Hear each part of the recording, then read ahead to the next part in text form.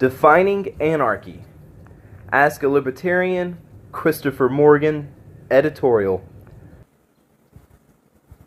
Every single time violence is used during a protest, you hear politicians, the media, and everyone in between shouting, "Anarchist." Not only do those of us who proudly wear the badge find it insulting, it is an incorrect use of the term. Ironically, it seems very few members of society are actually willing to spend the time studying and contemplating anarchy and what it means to be an anarchist. I present the following to close that gap and do my part in informing society on what anarchy is and is not. What anarchy is not.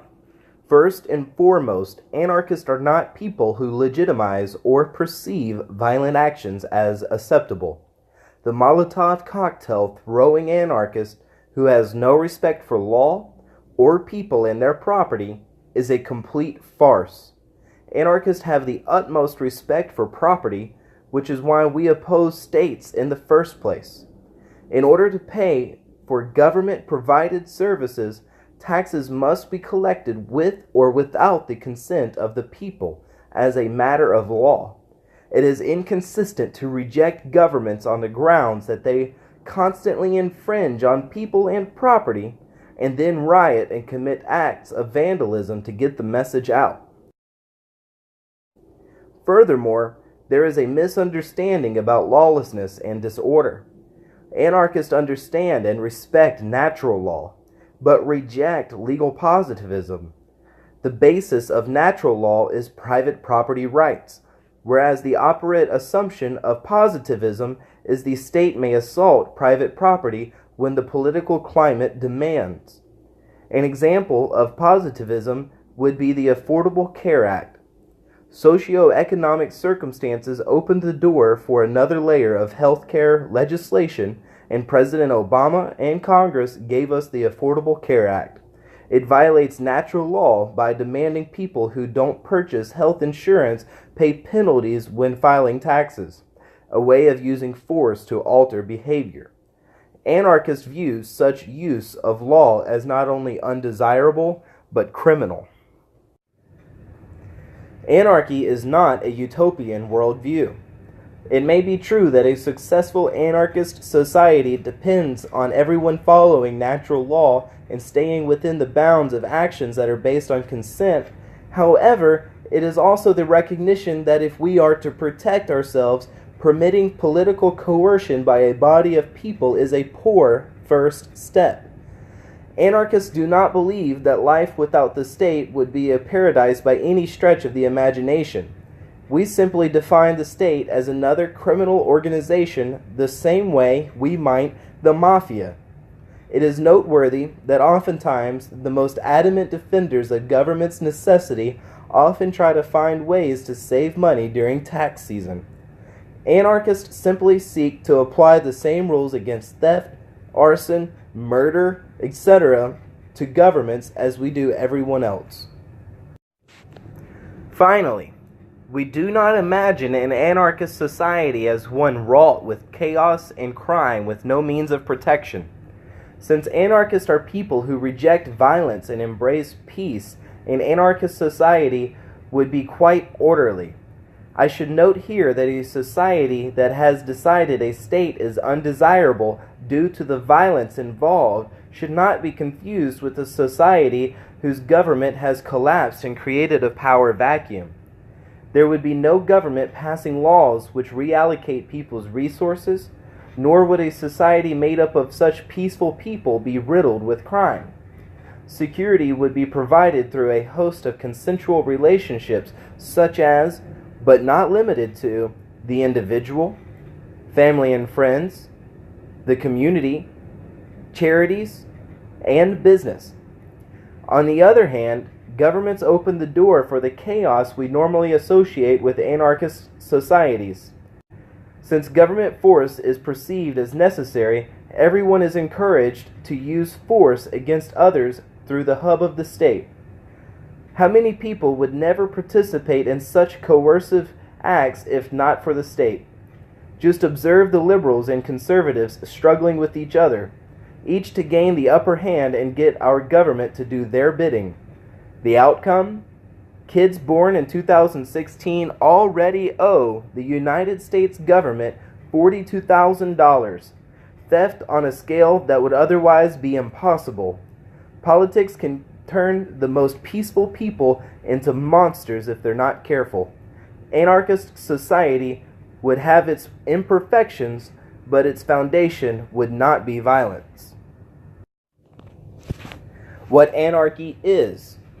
Anarchy is a philosophy based on total equality and freedom of all members of society, with complete adherence to natural law. The very act of taxation is coercive in nature, so the logical conclusion is that a government that cannot tax nor hold a territorial monopoly on force cannot be considered a government. Powers allocated to governments may be written in constitutions and other governing documents. They may even be accepted by the majority of people. But the ruler-subject relationship is not a part of the human condition and has no place in natural law. The closest we come to is parent-child relationships, which may explain why America has one mommy party and one daddy party, but it's still a far cry from saying states are natural. Authority and power structures will always be artificial. Anarchists also embrace peace in private life. It may be true that there are some among us, for example, the poorly named anarcho-communists, who wish to overthrow the existence of private property. Whether they realize it or not, they are closer to competitors of state power, not anarchists who eschew the use of force as a means to attain goals.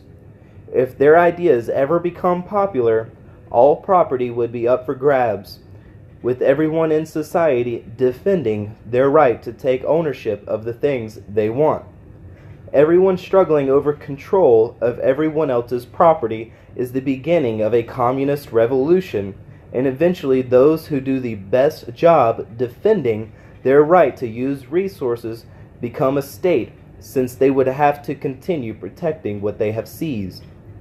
I must reiterate here that private property is an absolute must to form a society without a state.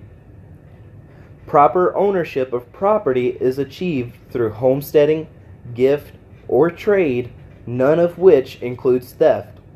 Contrary to the concept of public property, the message of private property is that one only has a just claim over any property gained through the aforementioned methods.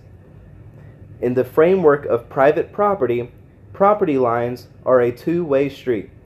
They let others know where their sphere of control ends and where yours begins, as well as telling the owners where their sovereignty is limited.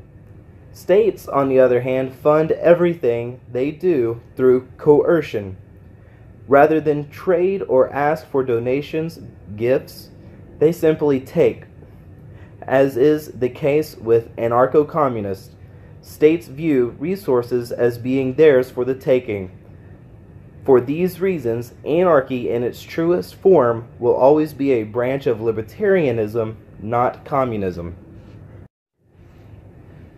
Conclusion. Most anarchists have a tough time telling those around them what they truly believe. This is to be expected when majority of the population is educated in government schools. Governments and anarchism do not mix. We all know those liberals who know everything they know about conservatism from liberal media, or those conservatives who know everything they know about liberals from conservative radio. Each has a caricature impression of what and how the other thinks. Likewise, government schools and the superstructure misrepresent anarchy. Pile that on with the fact that every time a protest turns violent, someone labels them anarchists along with the confused anarcho-communists, and it's easy to see why there is confusion. By now, we should all know better. Violent actions are not consistent with anarchy or anarchist values. Anarcho-communism would never lead to the state dissolving. The defining feature of a government is the ability to exercise power over individuals and their property under the perception that their actions are warranted. This is precisely what any criminal wants. The bank robber wants a monopoly over taking all the money in the vault. They don't want competition from other thieves or from the rightful owners, and they certainly don't want to be held accountable. When we apply those rules for universal moral standards to the government, what can we call it but the most successful criminal organization in a country?